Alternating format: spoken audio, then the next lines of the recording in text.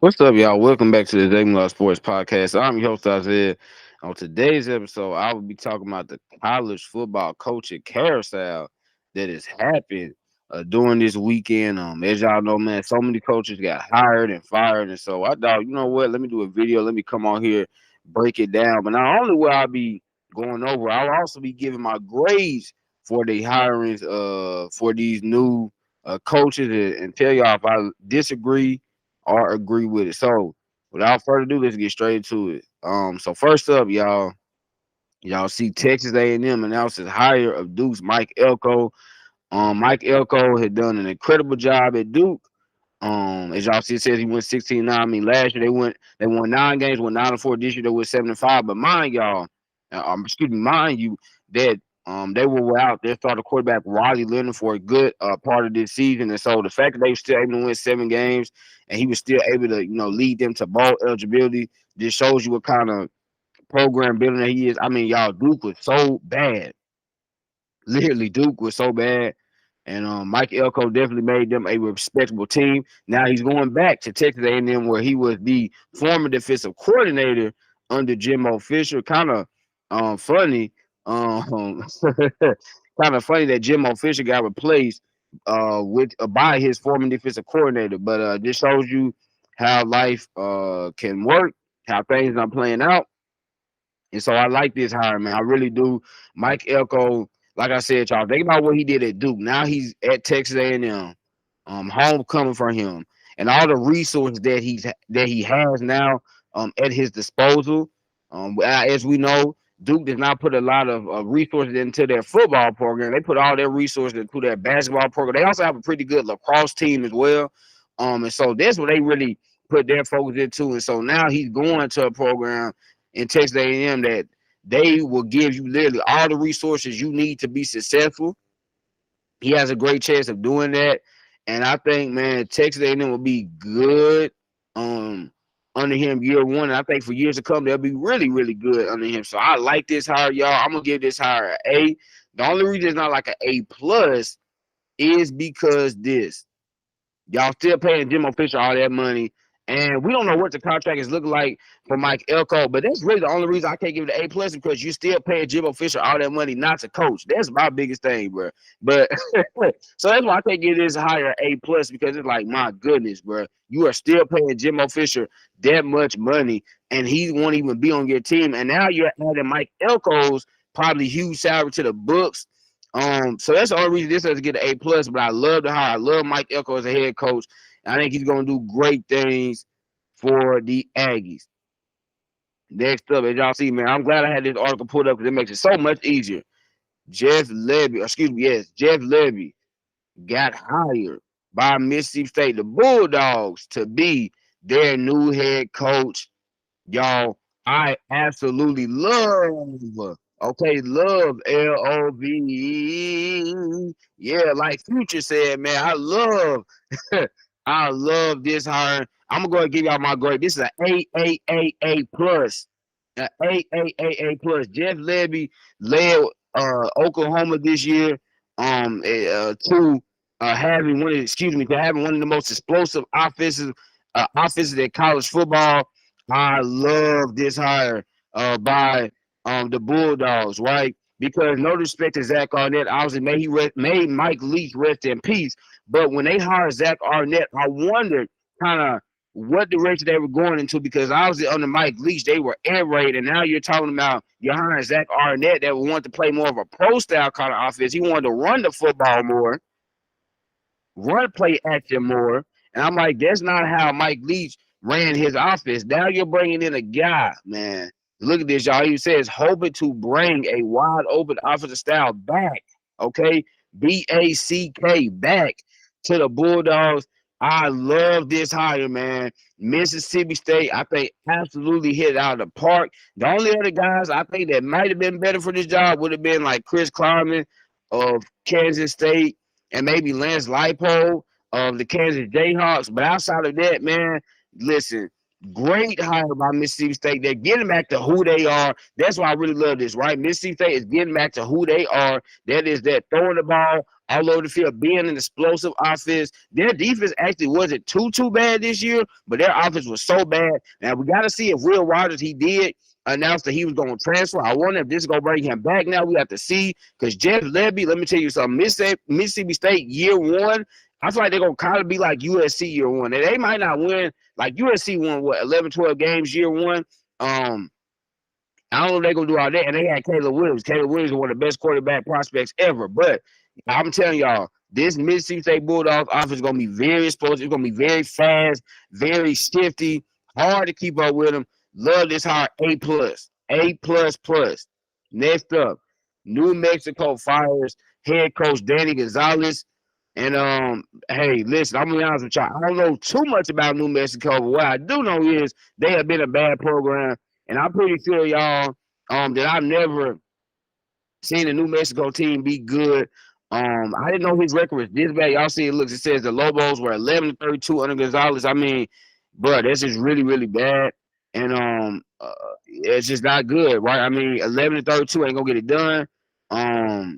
And yeah, you can, make any excuse saying with New Mexico, it's a small school, they're not a football school, but at the end of the day, man, 11-32 is not gonna get it done.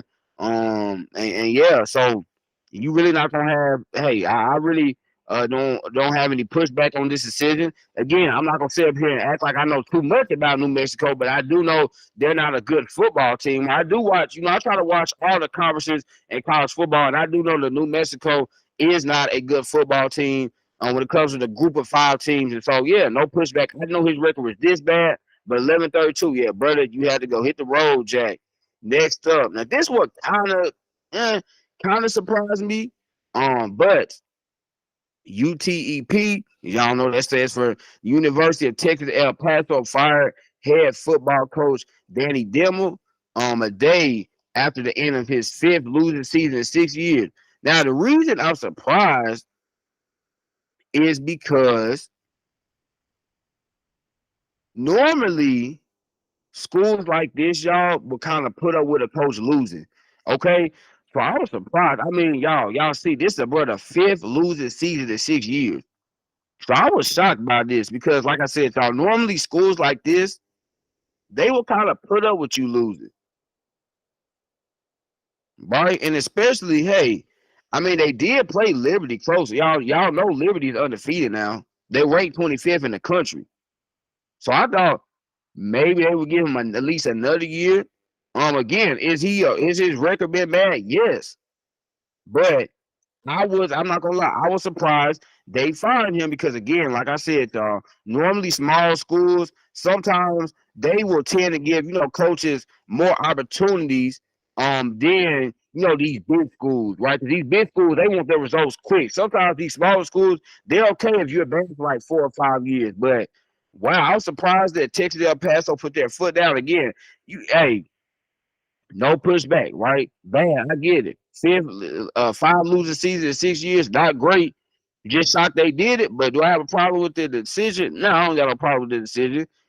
Next up, Indiana fires Tom Allen. Man, y'all remember 2020 when Indiana went on the road? They almost beat Ohio State, only lost by 7. And we were like, Indiana might be back. Well, yeah, that was a fluke season, y'all. A fluke season, 2-10. 2021, then 4-8, then 3-9 this season. Tom Allen, that was fool's gold. Fool's gold. And I remember, I ain't gonna lie, y'all. I was 2020, I was one of the ones saying, okay, Indiana might kind of be able to compete next year and years to come. No, they were not able to do that. Again, we remember that year, Indiana, they beat Michigan, they beat Penn State. We was like, oh, and then they went to Ohio State, went to the shoe, and they only lost by 7. We were like, oh, okay, Indiana might be back. Nah, no, y'all. We thought they were gonna compete. Nah, this was fool's gold. No, again, no pushback, right? No pushback for me. Tom Allen was absolutely horrible as a head coach. His offense is stunk. You're looking at his former quarterback, Michael Penix Jr. Michael Penix Jr. is 1 win away from going to the college football playoff. Meanwhile, Tom Allen just packed his bag and is leaving Bloomington, Indiana. Think about that. while his former starter quarterback is getting very close to making the college football playoff, Tom Allen packing his darn bags up out of Indiana. Wow, life comes at you fast, my brother, because 3 years ago, we were all on the train, all aboard. We were all on the Indiana train. But, man, like I said, y'all, that was fool's gold. Fool's gold. Tom Allen, bye-bye, my brother. Hit the road, Jack. You were so bad. Get out of here. Now, this one surprised the heck out of me. Dana Holgerson fired by Houston. Y'all, I cannot believe this. This is a Houston team just 2 years ago went 12-2. 12-2. Then they went 8-5 last year. This year, they moved to the Big 12. Were bad. Then they only went 4-8 this year, I believe. Were bad. But wow. Wow. Now, this shows, this. Do you know what this shows me, y'all? This shows me that Houston realizes, hey, we get some teams coming in from the Pac-12, entering the Big 12. This conference already has so many teams. You look at Texas leaving, Oklahoma leaving, but we still got, like Oklahoma State, Kansas. And I think Houston did this because they realized, okay, Dana Holmes is a good coach. I think he's a good coach. He's not a great coach. And I don't think he ever could have really had Houston as a competing team in the Big 12. Because while the American Athletic Conference is a pretty good conference, I'm not going to lie. I look at Tulane and SMU, and Memphis also had a good year this year, but they're not the Big 12. And I think Houston realized, okay, we really going to compete in the Big 12. We need a coach that is better than Dana Holgerson. I almost forgot. We need a coach that's better than Dana Holgerson. Again, he's a good coach. They had 2 really good years, but this year went 4-8. And they had some surprising losses. I think they lost to Baylor. It was like, oh man, Baylor was so bad this year. But yeah, they did. Yes, I was right. They went 4-8, 2-7 in conference play. Not good. Look at this, y'all. It will reportedly pay him $14.8 million not to coach the program anymore. Yeah, not good, not good, not good. Next up, y'all. I know I said I like the Jeff Lebby hire. I know I said I like Mike Elko. This is my favorite one right here.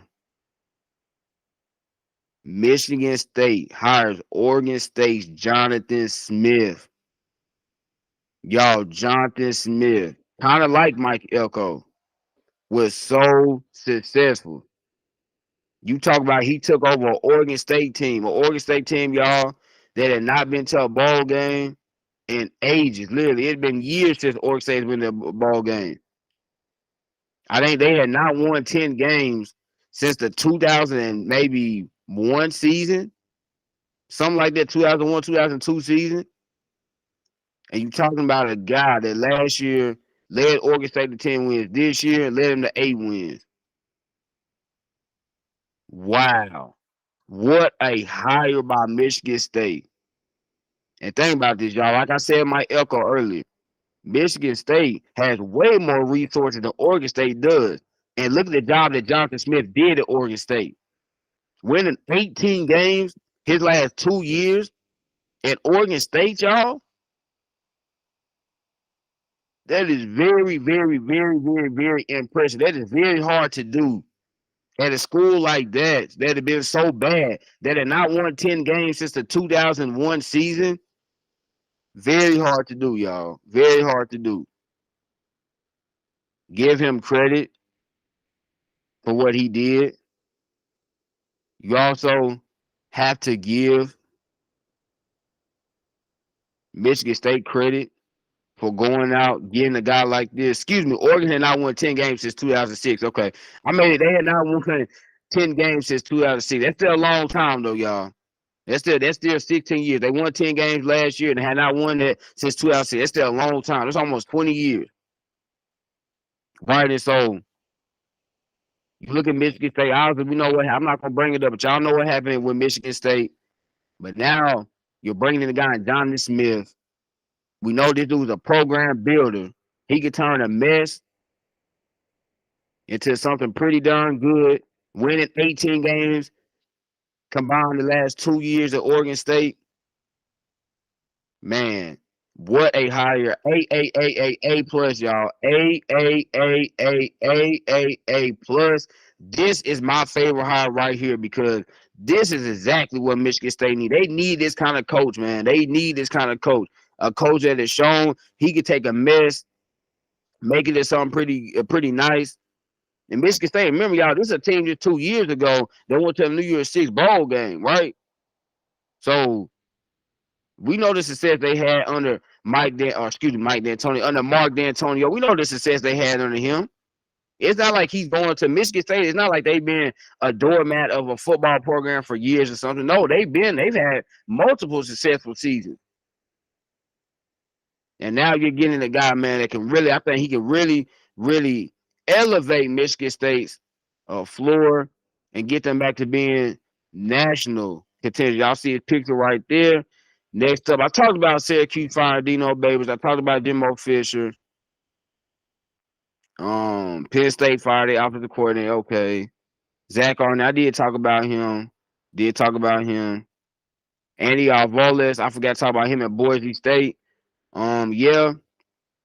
Boise State is kind of funny because it's kind of funny with Boise State because all those years they had been good under Chris Peterson. They kind of gone down the last few years. So again, no pushback. But I was surprised though too, kind of with him, just because of this record right here, y'all. 22-14, not bad. But again, Oregon State, excuse me, Boise State's had so many successful seasons, so that's surprised like that. Okay, so that seems to be the end of this article. But yeah, y'all, as y'all see, it's been a lot of coaching changes, man. Been a lot of coaches getting fired, a lot of coaches being hired. And so this is like also on a part of the season, right? And I know some people don't see this as being part of the college football season, but it is, y'all. This is not the all season, mind you. This is not the all season. This is still a part of college football season.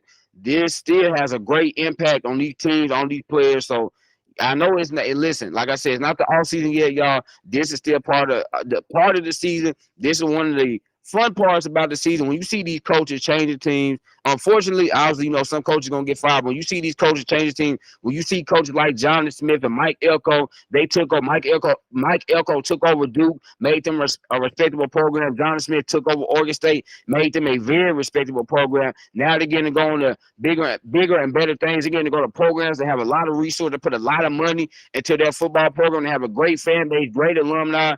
Man, I cannot wait to see what they do. Jeff Lebby going to Mississippi State. Cannot wait to see what he does, bringing that offense back to life, man. I think Mississippi State going to have one of the most explosive offenses in the nation next year. Y'all, it's 2024 going to be a fun year. Fun year when it comes to college football, and I cannot wait. You got all these teams, right, going to different conferences and stuff. Cannot wait to see some great football in 2024. That was another episode of the Zabulon Sports Podcast. Make sure to like, comment, subscribe, and share. Y'all know I'm going to end it, man. 1, 2. I love y'all. Peace.